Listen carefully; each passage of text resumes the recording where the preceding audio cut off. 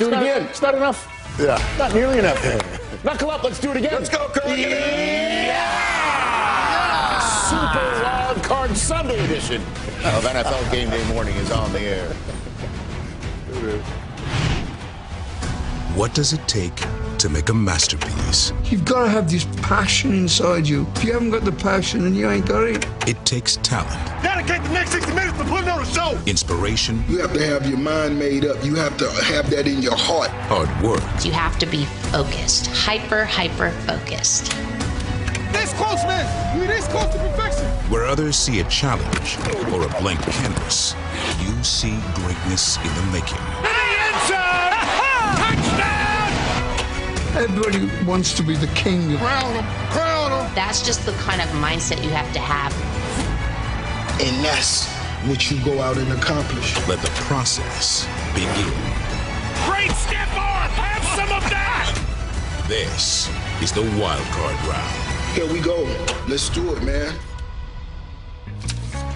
And the coach of the team that won and done the Ravens last year is coming to work, Java in hand, to do it again, this time at home. The Tennessee Titans, the AFC South champs, taking on the Ravens to kick off a wild card Sunday that then moves on into the Superdome. The Saints taking on the Bears in that game that finishes up in Pittsburgh. The beautiful Roberto Clemente Bridge that spans the Allegheny, taking you, if you care to walk, all the way to Heinz Field for tonight's Super Wild Card Weekend finale. Welcome to NFL Game Day Morning, presented by Intuit TurboTax Live. I am your humble host, Rich Eisen. That is Kurt Warner sitting at home right behind Steve Mariucci like he's his puppet master.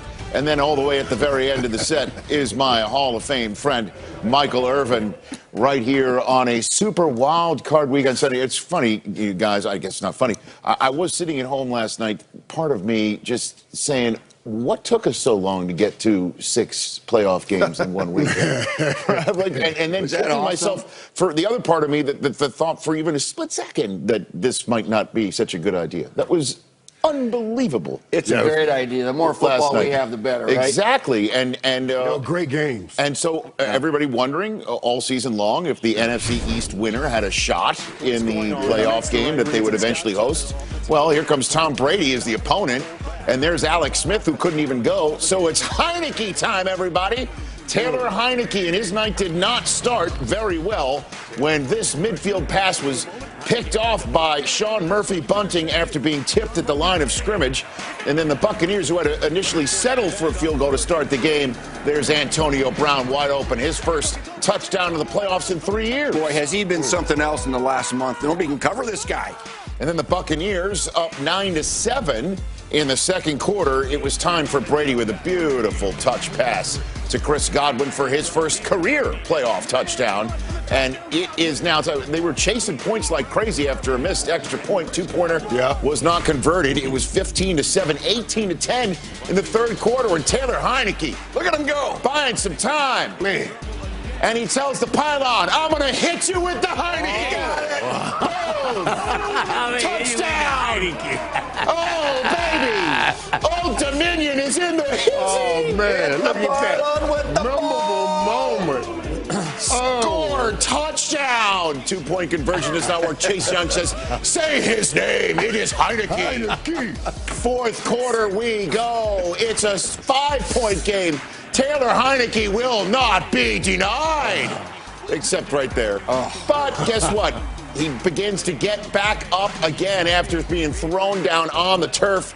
And he hurt himself. He would leave the game. He would come back in the game because, again, he will not be denied.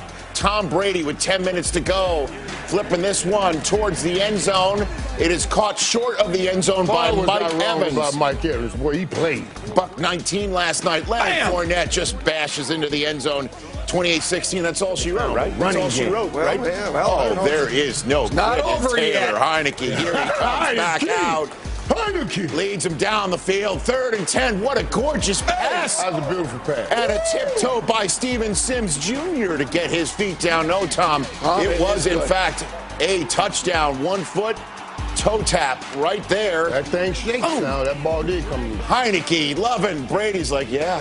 You can make some first downs, huh? No. Here we go. Unbelievable. So, sure enough, they had to settle for a field goal, and Heineke had a 4th and 21, and finally, the magic ran out, and the Buccaneers move on, winning their first game since the John Gruden Super Bowl win over the Oakland Raiders 18 years ago. And Michigan, Ohio State sharing a moment right there in the middle of the field.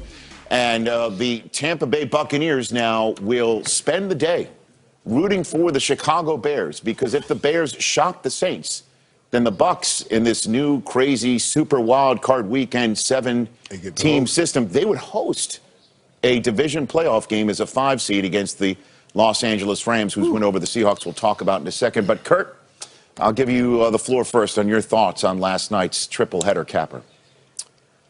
Well, first of all, guys, I mean, like all of you, I mean, Taylor Heineke was impressive in the way that he continued to step up and come back. Irv was talking about it yesterday. Playoffs are about moments. And when you get an opportunity, take advantage of those moments. That young man did. But, you know, let's flip it to the other side. And to me, we talked a lot about the front four of this Washington football team. And in the early parts of that game, they were not getting anywhere close to Tom Brady. You give Tom Brady time with all those weapons, and I think that is what continued to show up. Man, these guys got weapons all over the place that if you want to try to play man-to-man and you don't get pressure on Tom Brady, it is just a matter of time before they connect on these big plays down the field and put points on the board. So that has got to be what these other teams that are going to face Tampa Bay are looking at moving forward, is we got to find a way to get after Tom Brady, or it could be a long night for a lot of teams. Kurt, that means you come across the water now, because Kurt was kind of right. He wasn't on the boat with Tampa Bay. I told you they were coming around the corner. Now, first of all, that was it. I told you they were coming. Listen, I was. And I was told me Tom Brady could only make an out throw half the time. No, that was early on, and he can, but he's strategic now. He's making them early. Okay. He's making them early, so then later on they can turn around and hand that ball off. And I'm gonna tell you something. I was worried about Mike Evans moving forward, and I thought maybe you can win this game without Mike Evans. Remember, I was saying don't play, but I was wrong. I mean, this dude, this is a beast, man. He showed up, and I can still see when he was running, Coach, that he was still just maybe a little tad gimpy. A little bit, a little bit gimpy, but still he was a beast yesterday. And what I was thinking about this is what I was thinking about, because I've been mapping out the way for Tom to get Tampa in the Super Bowl in Tampa, and I really did not want them to go to Green Bay right now. I wanted them to go to New Orleans, because I said if they go to New Orleans, it's tough to beat a team 3 times in one season. Right. And Lattimore, who has much success against Mike Evans, it'll change this time because Antonio Brown is playing well. I'm telling you, this thing is playing out great, man. That was a great game, great first game yesterday. You know, and the offense was spectacular. You know, we just showed that. And Tom Brady's unbelievable at age 43. But let's talk about their defense, because Taylor Heineke, who's been on board for 5 weeks, came into this game